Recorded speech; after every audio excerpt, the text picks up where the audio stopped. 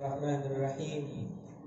Assalamualaikum warahmatullahi wabarakatuh. Waalaikumsalam warahmatullahi wabarakatuh. Alhamdulillah wassalatu wassalamu ala Rasulillah Muhammad ibn Abdillah wa ala alihi wa sahbihi wa man walah. La hawla wa la quwwata illa billahil aliyyil azim. Yang saya hormati Al-Mukarram Al-Muhtaram guru kita Haji Farhan, yang saya hormati Al-Mukarram Al-Muhtaramin daripada keturunan dari Kiai Haji Mas'ud, mudah-mudahan Allah Subhanahu wa taala memanjangkan umur mereka. Dan Al-Mukarram Al-Muhtaram yang saya hormati wabil khusus orang-orang tua kita yang mana tidak mungkin kita sebutkan namanya satu persatu, akan tetapi dengan mengingat mereka, dengan menghormati mereka, akan insya Allah Subhanahu wa ta'ala akan memudahkan, melapangkan segala urusan kita. Sebagaimana Nabi Muhammad sallallahu alaihi wasallam mengatakan, la yazidu fil umri illa al-bir. Tidaklah ada sesuatu yang dapat memanjangkan umur kita, melainkan itu adalah perbuatan baik kita terhadap orang, kepada Allah Subhanahu wa taala. Alhamdulillah, kita bersyukur kepada Allah Subhanahu wa taala yang mana saat ini kita semua berkumpul bersama di dalam maulid, membaca maulidun Nabi Muhammad sallallahu alaihi wasallam, yang mana kita semua berkumpul bersama mengingat, mengenang haul daripada Kiai Haji Mas'ud bin As'ad, yang mana kita semua tahu bagaimana thariqah beliau, yang mana beliau semasa hidupnya dari awal beliau mulai selesai belajar, ketika sampai daripada alhamdulillah Allah Subhanahu wa taala berikan beliau ketetapan untuk tinggal di Bulungan. Begitu sampai di Bulungan, beliau habiskan seluruh umurnya untuk mengajar kita, mengajar anak-anak kita, berdakwah di jalan Allah Subhanahu wa taala, yang mana padahal pada saat itu keadaan kita di sini tidaklah sebaik keadaan beliau di masa di tempat beliau tinggal dahulu kala. Akan tetapi beliau tinggalkan itu semua demi untuk mengejar ridha-Nya Allah, demi untuk mengejar ridha-Nya Rasulullah sallallahu alaihi wasallam. Beliau tinggal di Kabupaten Bulungan, tinggal bersama kita, berdakwah kepada Allah Subhanahu wa taala. Maka dari itu amal ini, beliau yang telah ajarkan ini, mengajak kita selalu senantiasa bermaulid kepada Rasulullah sallallahu alaihi wasallam. Kita membaca salawat kepada Rasulullah. Kita selalu senantiasa diajak dengan beliau untuk membacakan maulidnya Nabi Muhammad sallallahu alaihi wasallam. Manakala ini semua adalah hal yang dapat menjadikan kita mengenal Rasulullah. Ini semua yang beliau ajarkan kepada kita untuk mengenal bagaimana diri kita sendiri, agar kita tidak pernah merasa sombong, menyombongkan diri kita di hadapan orang atau di hadapan Allah Subhanahu wa taala.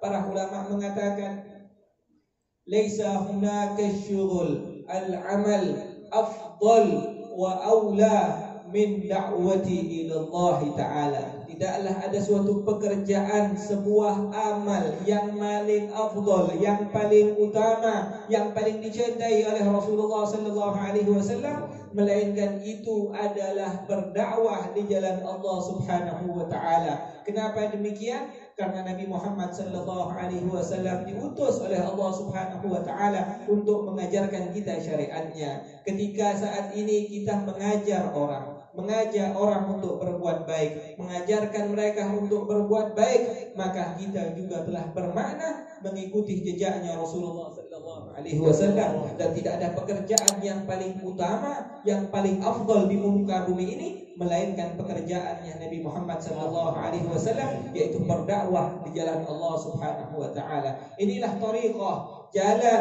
yang dibawa, yang diajak Kiai Haji Mas'ud yang diamalkan oleh beliau, yang mana beliau siang dan malam selalu mengajak kita untuk mengenal syariat Allah Subhanahu wa taala. Siang dan malam beliau habiskan untuk mengajarkan kita, mengajar anak-anak kita, yang mana tidak lain ini semua dalamnya Nabi Muhammad sallallahu alaihi wasallam.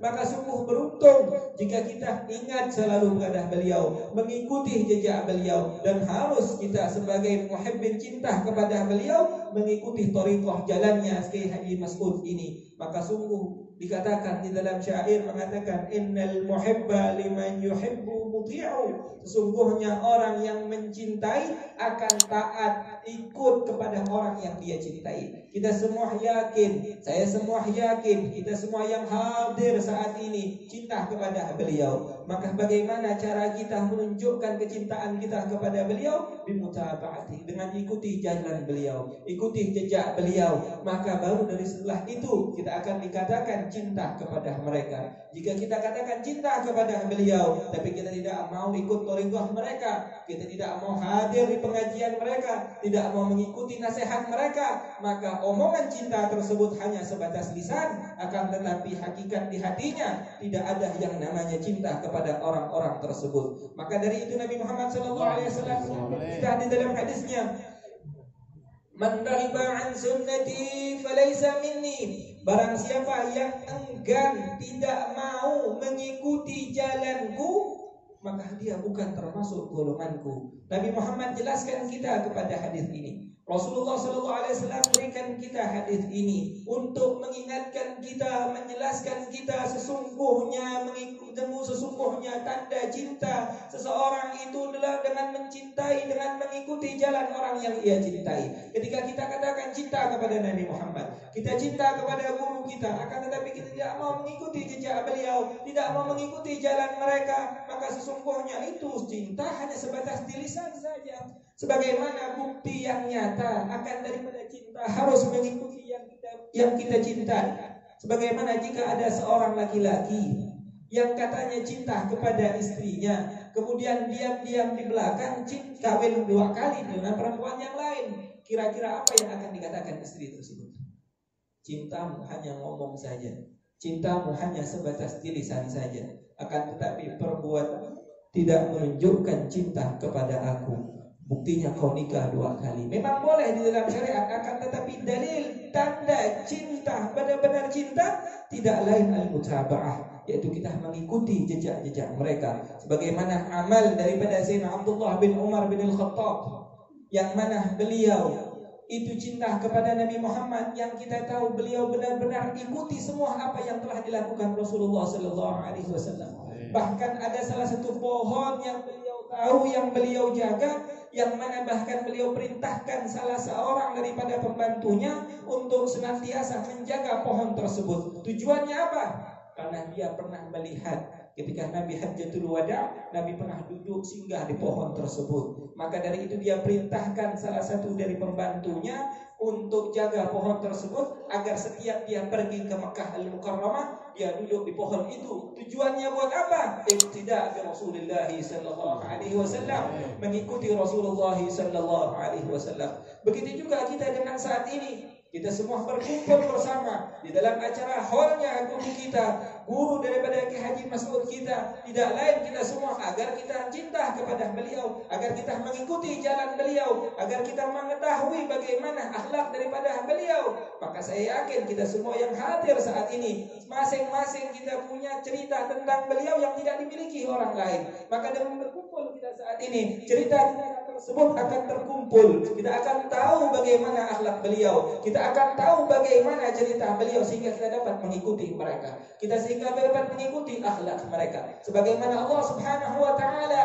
menceritakan di dalam Al-Qur'anil Karim cerita para nabi terdahulu, menceritakan para aulia as-salihin di dalam Al-Qur'anil Karim. Di dalam surah Al-Baqarah menceritakan daripada orang-orang soleh yang taat kepada kedua orang tuanya, menceritakan daripada surah Al-Luqman, bukan seorang nabi, sepakat dari para ulama, Bukannya Nabi Allah Luqman itu bukanlah seorang nabi, seorang yang saleh yang Allah Subhanahu wa taala ceritakan di dalam Al-Qur'an, dan begitu juga cerita Dzulkarnain. Bukan Al-Mu'tamad itu bukanlah beliau bukanlah seorang nabi, akan tetapi rajulun saleh, seorang rajul laki yang saleh.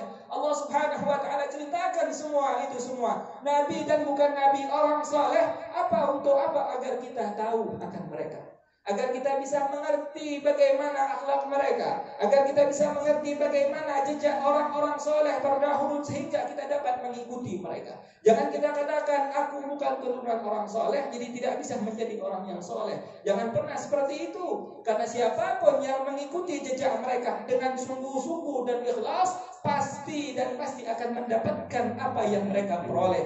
As-sagil bagi yang memberikan itu kekal selama-lamanya. Siapa yang memberikan mereka semua? Allah Subhanahu wa taala.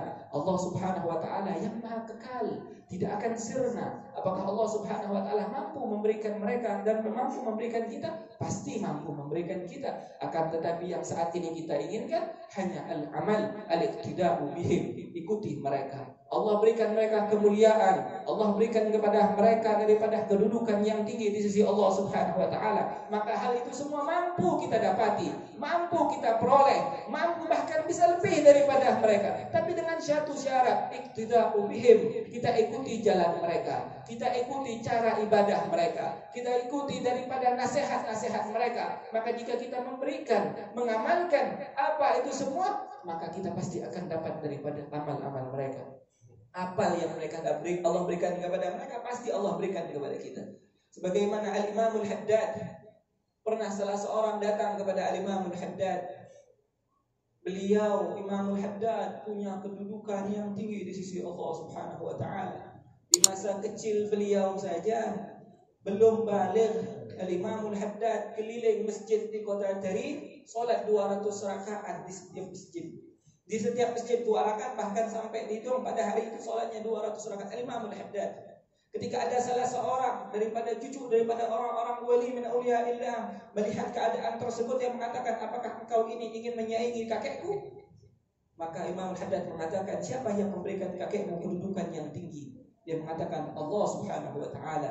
Apakah Allah Subhanahu wa taala itu kekal? Ada, sampai sekarang ada dan kekal selama-lamanya. Apakah Allah mampu memberikan aku seperti yang kakekmu diberikan kepada kakekmu? Dia mengatakan, iya mampu. Maka Imam Al-Haddad mengatakan, as-sagil bagi, yang sagi, yang memberikan kita, yang menyiramkan kepada kita rahmatnya, ampunannya, ridhanya, Allah Subhanahu wa ta'ala. Maka daripada itu, jika kita ingin sampai kepada mereka, kita ingin seperti mereka dan mungkin lebih daripada mereka, maka kita ikuti jalan mereka. Jangan sekali-kali kita merasa tidak mungkin, tidak bisa seperti mereka. Al-Imam Al-Ghazali radhiyallahu anhu, ayah beliau bukan seorang yang alim, ayah beliau seorang yang biasa, akan tetapi beliau selalu hadir di majlis ta'lim, beliau selalu hadir di majlis para ulama. Manakala hadir di majlis ta'lim, beliau selalu niat, ya Allah, berikanlah aku keturunan seperti para ulama-ulama tersebut. Maka dari itu Allah Subhanahu wa taala berikan dia kedua keturunan, Muhammad dan Ahmad. Muhammad yaitu Imam Al-Ghazali, dan saudaranya Ahmad yang terkenal daripada ahli khutbah, ahli ceramah. Manakala beliau selalu setiap ceramah di setiap majelis, pasti yang hadir menangis, bahkan ada yang meninggal.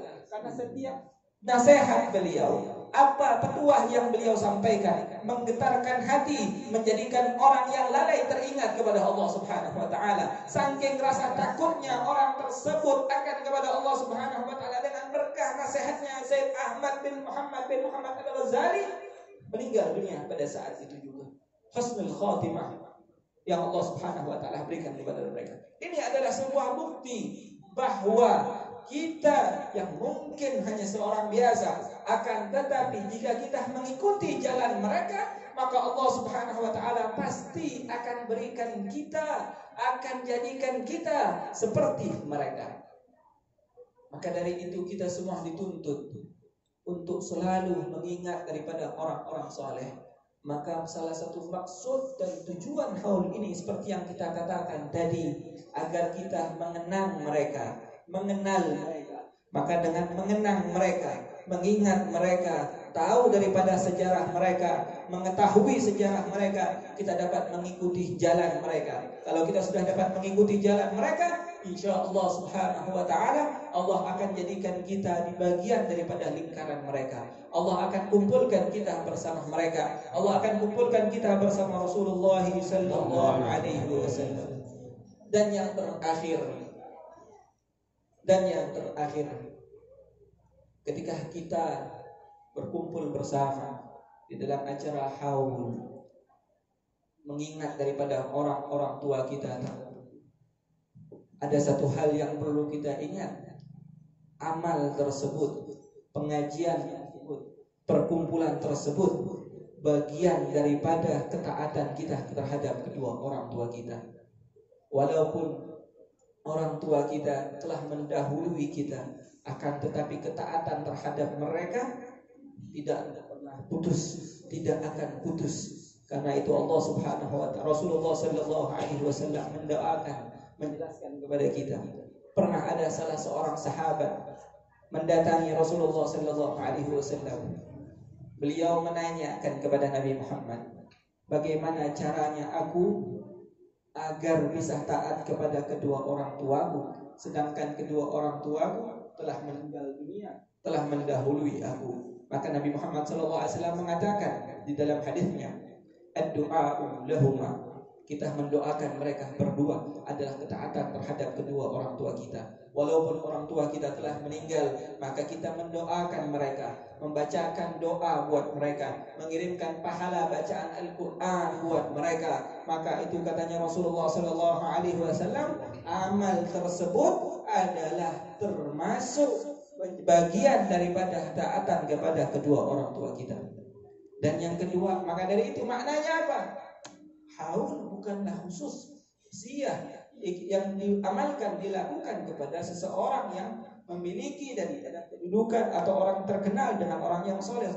Orang yang soleh pasti ditambah dengan manaqibnya, seperti Kiai Haji Mas'ud kita, ditambah dengan sejarah beliau, kita ingatkan daripada sejarah beliau agar kita mengikuti beliau. Akan tapi mungkin daripada salah seorang tua saya, di mata anaknya pasti orang yang soleh, akan tetapi di mata masyarakat yang lain mengenal hanya orang biasa. Tapi dia sebagai anak membuat acara haul buat orang tua kita bukanlah sesuatu larangan, bukanlah sesuatu halangan. Buat, akan apa? Karena itu semua menjadi bagian doa buat orang tua kita. Nabi Muhammad ad-du'a lahuma. Yang kedua Nabi mengatakan istighfar anhuma. Kita membaca istighfar untuk kedua orang tua kita adalah bagian albir, amal baik, ketaatan terhadap kedua orang tua kita. Maka dari itu kita selalu dituntut setelah membaca, setelah azan, Rabbi